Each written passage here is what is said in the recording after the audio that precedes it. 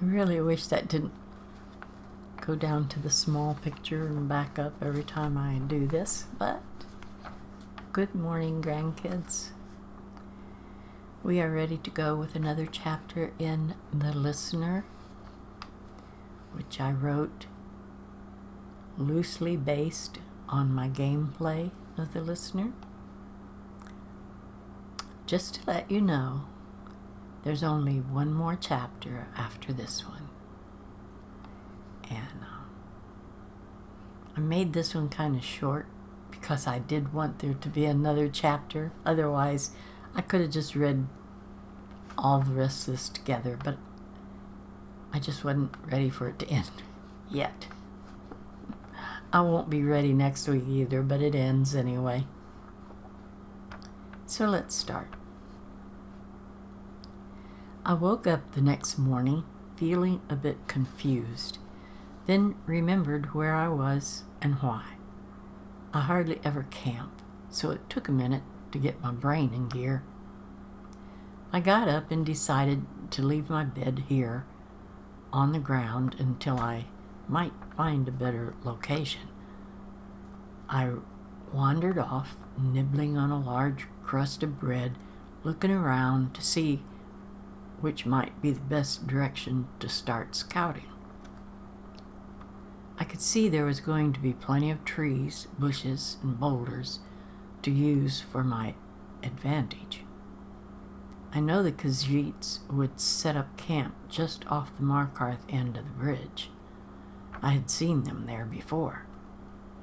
I wandered down that road, but it seemed like it would get kind of difficult for me to move around, too narrow and bottlenecked. I went back to where my camp was on the other side of the main road. I walked up that side a ways, but realized that this would be too close to the miners who lived and worked over there. It might get them involved when they shouldn't be. I went back across the road and rambled up the hillside toward the wall around the city. There were a few good places which would let me be well hidden, yet provide excellent views of that strip of land between the road and the river, where I knew the Khajiits would be. I went back down and rolled up my sleeping bag, carried it up to the hill, to the new spot. Right behind a huge boulder, up the hill near the wall, I stood there looking down at the road. Yep, this would be perfect.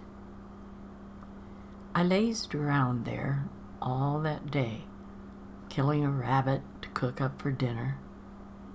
Guess I'd make a campfire after all, though I probably shouldn't. What if they showed up with my fire going? Maybe I'd better not, I decided. I carried the rabbit way across the road and offered it to the miners. They seemed to appreciate it. Back at my camp, I sat down and ate some more bread, drank a mead. I leaned back with my head resting on my rolled-up bedroll and started thinking about my life. From the time I ever knew anything and had to make my own way and care for myself, I have had one goal: to survive. I never had cared for anyone, finding most people unworthy to care for. I never was undecisive about anything I did. I never expected anyone else to take care of me, or do anything for me, or even to care about me. I never knew what any of that was like. And for some time now, since hooking up with the Dark Brotherhood, something has been changing within me.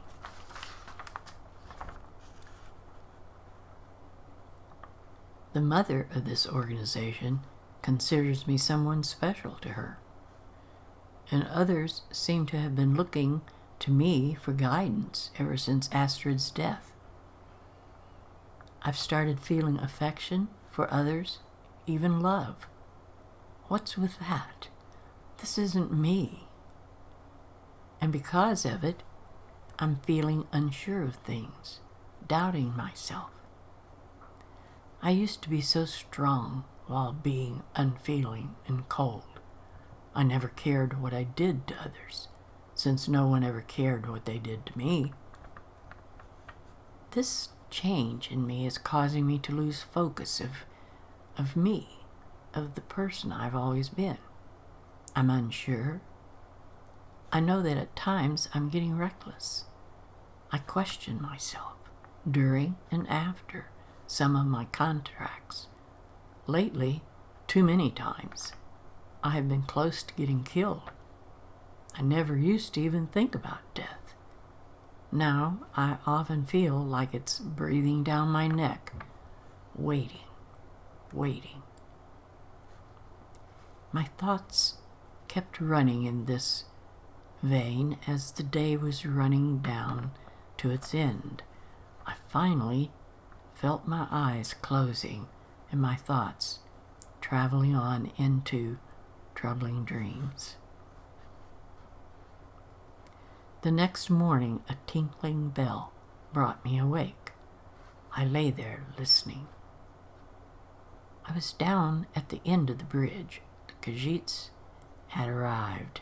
They always seemed to have sheep, donkeys, or a pig with them, with a bell hung from its neck. I raised up and looked around the large boulder I was camped behind. I saw them down there between the road and the river. Some were hunting out the best rocks with which to build fire. Others were gathering the sticks and the wood. There seemed to be 3 males and 2 women in their group, and the females were unpacking food, laying out the sleeping bags. Thankfully, there were no children with them. But the main thing which drew my attention was my target. There was Marandrujo, dressed in his finery, easy to spot. He was trying to keep himself surrounded in the midst of them. Very clever. As if that would keep him safe from me. I felt my old instincts kick in and hoped that they'd stay there. I pulled out my bow, getting ready for anything. I slipped out from behind my rock and went scrambling down a little farther down the hill. I knocked an arrow and held the tip on Marandrujo's chest. I fired. But he had stooped down for something at exactly the same time. Well, things were not going to go well. I dropped behind a bush, but could see that every eye looked up the hill, searching for me. I crept sideways from bush to bush, then popped up and fired again. I got one of the males in the arm while realizing that the other 2 were already halfway up the hill. Where did my target go? While backing up the hill, keeping my eyes on their campsite, I saw his fancy hat. He had slipped down the bank to the river's edge.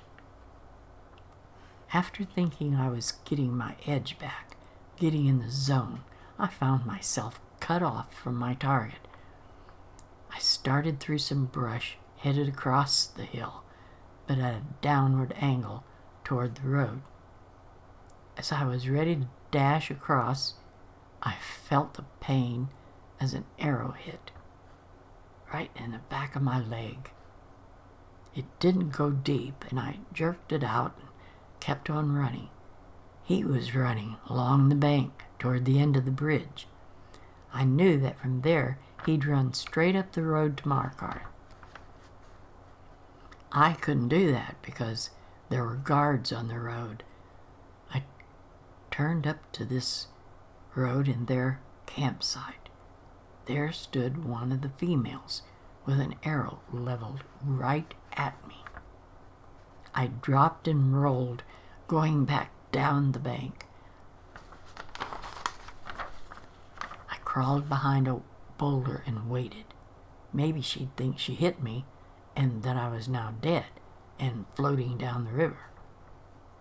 I turned and started sneaking up the river, far enough past their camp that they might not see me when I crossed back over the road.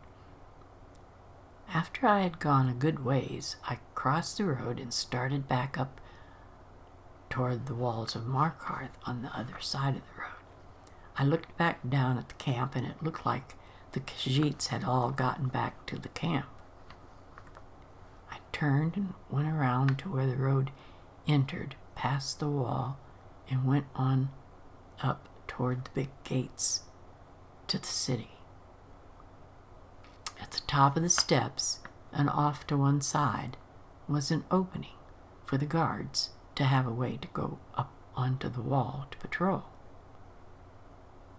For some reason, I glanced that way just as I was ready to go through the gates. I couldn't believe my eyes. There hunkered the fool, right in plain sight. Why hadn't he gone on into the city and gotten lost? What a jerk. By now, I was mad, tired, angry, and not quite in my right mind. I had screwed around with this thing long enough. As soon as he saw me, he threw his hands up on top of his head and started begging for mercy. Mercy? I was so steamed and angry at this point, I was not going to kill him easily. When I got close to him, I prayed that no guard would come along. I had a dagger in my hand, and I thrust it up under his chin, through his tongue, barely into the roof of his mouth, into his sinuses. His speech was not working, and all he could do was gurgle. He tried to pull the knife out, but I wouldn't let him. I played with him that way for a while, hoping that my temper would calm down before anyone showed up. Leaving that dagger there, I pulled out my other one and stuck it in his side. Then, realizing what I was doing, I finally started to calm down.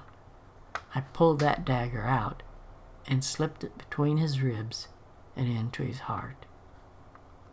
He slumped to the floor, his last breath leaving his body. I pulled out both daggers, wiping them off on his clothes, and slowly walked to the city gates and entered. I went into the first bar I saw, went in, rented a room. I went to the room, and I passed out in the bed. Now this one is short today because I just wasn't ready for it to end today, so I split up the last chapter and made both of them short. So next week will be the final chapter. Short as it is, it will be the end of the story.